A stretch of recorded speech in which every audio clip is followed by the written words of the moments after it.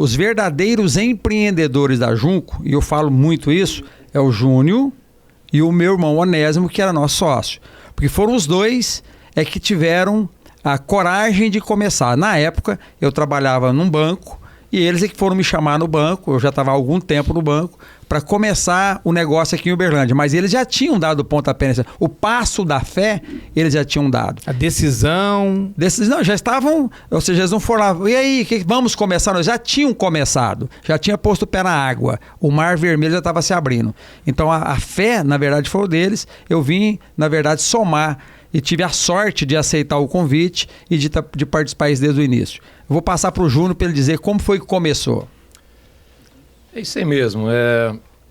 O Paulo estava falando aqui agora há pouco, né, no nosso bate-papo inicial aqui, nem estávamos no ar, falando que a história da Junco ela se divide em duas grandes histórias. A primeira com o meu pai, que numa fase super difícil da vida dele, viúvo, acabou de perder a sua esposa, com 5 filhos pequenos. Então ele estava em Ituiutaba nesse momento, né? Lá em Ituiutaba. Quando você fala filho pequeno, estamos falando de um viúvo com meninos com que idade, mais ou menos? Quando a minha mãe faleceu, ela faleceu com 36 anos de idade. Eu sou o caçula, eu tinha 4 anos e meio. Aí é só subir mais 4 de 2 em 2. Então era uma turminha grande, de uma família que estava completamente desestabilizada, porque perdeu a matriarca. Eu volto um passinho aqui atrás para dizer que meu pai ficou muito sentido mesmo, porque ele não perdeu a esposa dele simplesmente. Ele perdeu a mulher que ele amava de verdade. Então foi essa a perca dele, nessa altura de 40 e tantos anos e ela com menos de 40. Enfim, nesse momento meu pai sonhou que estava vendendo condimentos, né? E já tinha passado uns 2, 3 anos que ele estava viúvo, né, Paulo? Uhum. Ele sonhou numa noite, estava vendendo condimentos, pimenta, canela, cravo. E a senhora que já estava com ele, que é a Dona Divina, que é a nossa mãe, que a gente considera, que nos criou, ela disse para ele na madrugada, vai atrás do seu sonho.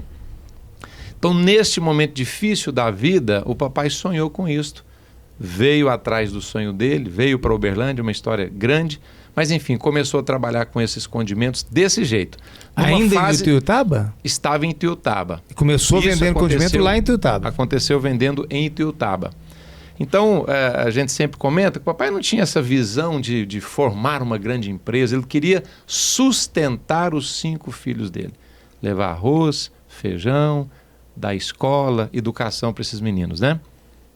Então essa foi a fase inicial que aconteceu com a Junco, um sonho que Deus colocou no coração do nosso pai e esse sonho passou para nós.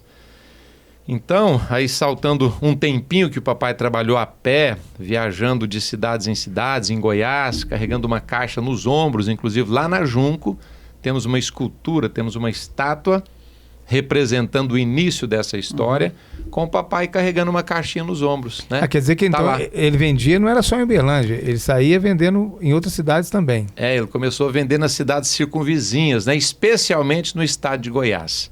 Ele foi direcionado para lá e assim ele fez. Então, nesse momento, o Paulo já tinha saído de Ituiutaba, já tinha ido experimentar uma carreira profissional num banco, como ele já disse, né? E o meu irmão Onésimo e eu ficamos com o papai.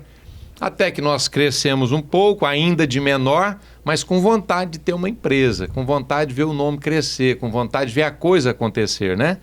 O nome Junco, eu tive a felicidade de ter, de criar esse nome.